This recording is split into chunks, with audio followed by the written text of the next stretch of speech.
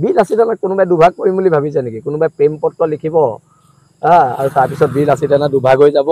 আমাৰ মুখ্য সচিবক তয়কে পত্ৰ লিখিব, বীৰ লাচিত সেনা দুভাগ তিনিভাগ হৈ যাব। কোনোবাই ভাবিছে নি বাৰু? কিন্তু ৰন্টু দা, শৃংখল, হৰ, হেমন্ত দা, আমাৰ প্ৰত্যেক কাৰ্যনিৰ্বাহক, প্ৰত্যেক জিলা সমিতি, শাখা সমিতি, আমাৰ যিটো পৰিয়াল কেন্দ্ৰিক, আমাৰ সংগঠনৰ কোনো নকয় মই আমি এই আমাৰ আমিটো কোনো ভাঙিব নোৱাৰে। এই মই কৰি থকা কেইটা দিয়া নাই, মই লৈছোঁ সামৰিক বিশ্ৰাম। আজি মই চিফ ছেক্ৰেটাৰী ৰন্টু পানী ফুকন, আমাৰ সভাপতি হেমন্ত বৰা, আৰু অলপ আগতে মই হৰ গগৈৰ লগত লগ হৈছিলোঁ, আমাৰ সাংগঠনিক সচিব। মই প্ৰকৃততে ভাগৰুৱা, মোৰ অকণমান সৰু এটা অস্ত্ৰোপচাৰ কৰাবলগীয়া আছে। কিন্তু অস্ত্ৰোপচাৰটো যিটো হ'ব, এইটো ডক্টৰে মানে সদায় সময় দিব নোৱাৰে। এইটো কাইলৈ পাতিব লাগিব কেতিয়া সময় দিব পাৰিব। আৰু মোৰ ভণ্টি ডুবাইত থাকে, তাই কাইলৈ পাবহি। তাই কাইলৈ অসম পাবহি। তাইক লৈ মাক লৈ বৰমাক লৈ বাইদেউক লৈ মানুহজনীক লৈ অকণমান আমি ফুৰিবলৈ যাম। আৰু সেইকাৰণে অলপ মোক এটা বিশ্ৰামৰ প্ৰয়োজন হৈছিলে। মইতো যোৱা এবছৰৰ পৰা কৈ আছিলোঁ যে মোক এটা বিশ্ৰামৰ প্ৰয়োজনীয়তা আছে। আৰু এইটোক লৈও যে ৰাজনীতি হ'ব ভবা নাই।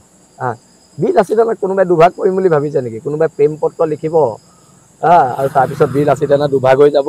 আমাৰ মুখ্য সচিবক তয়কে পত্ৰ লিখিব, বীৰ লাচিত সেনা দুভাগ তিনিভাগ হৈ যাব। কোনোবাই ভাবিছে নি বাৰু? এতিয়া শুনক, ৰাজনীতি সদায় মূল্যবোধ হ'ব লাগে। এতিয়া মই কৈ দিব পাৰোঁ এখন চিঠি কোনজন ৰিপৰ্টাৰে ভাইৰেল কৰিছে, কিন্তু তেওঁ মোক ককাইদেউ স্বৰূপ। মই তেওঁক নিজৰ বিশ্বাসত দিছিলোঁ। এইটো একচুৱেলি আমাৰ কেন্দ্ৰীয় সমিতি, আমাৰ গ্ৰুপৰ এইটো এখন ফটো আছিলে। মই তেখেতক বিশ্বাসত দিছিলোঁ এই চিঠিখন। তেওঁলোকে বিশ্বাস কৰি ভাঙি নিকৃষ্ট ৰাজনীতি কৰিছে। আৰু এই নিকৃষ্ট ৰাজনীতিৰ মাজত শৃংখল চলিহা আৰু ৰন্টু পানী ফুকন, হৰ গগৈ, হেমন্ত বৰা নাই। আমি মূল্যবোধৰ কথা বতৰাত বিশ্বাসী।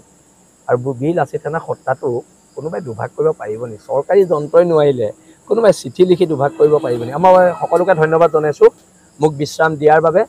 আচলতে মইতো অব্যাহতি দিব কৈছিলোঁ। আমাৰতো মুখ্য সচিবে অব্যাহতি লৈছিলে এবাৰ 3 মাহৰ কাৰণে।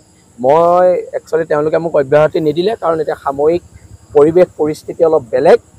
এই সাময়িক পৰিৱেশ পৰিস্থিতিত যিকোনো ধৰণৰ জাতিৰ বিপদ হ'ব পাৰে, আৰু বিপদৰ সময়ত মোক প্ৰয়োজনীয়তা হ'ব পাৰে, মোৰ প্ৰয়োজনীয়তা, তেতিয়া মই ওলাই আহিম। আৰু এতিয়া যিখন যুদ্ধ আমাৰ বাংলাদেশৰ বিৰুদ্ধে যিখন সংগ্ৰাম, সেই সংগ্ৰামখন আমাৰ সৈনিকসকলে চলাই যাব। আজি তদুপৰি আজি আমগুৰিতো বহুত আমাৰ সৈনিক যোগদান কৰিছে। আৰু মই প্ৰায় 1 মাহ নহ'লেও 10-15 দিনলৈ মই অলপ অৰুণাচল ফালে ফুৰিব যাম। মোৰ ভণ্টি আহি আছে কাইলৈ।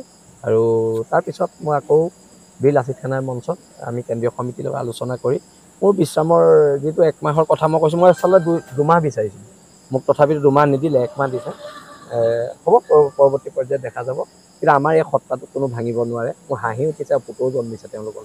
কিন্তু ৰন্টু দা, শৃংখল, হৰ, হেমন্ত দা, আমাৰ প্ৰত্যেক কাৰ্যনিৰ্বাহক, প্ৰত্যেক জিলা সমিতি, শাখা সমিতি, আমাৰ যিটো পৰিয়াল কেন্দ্ৰিক, আমাৰ সংগঠনৰ কোনো নকয় মই আমি এই আমাৰ আমিটো কোনো ভাঙিব নোৱাৰে। এই মই কৰি থকা কেইটা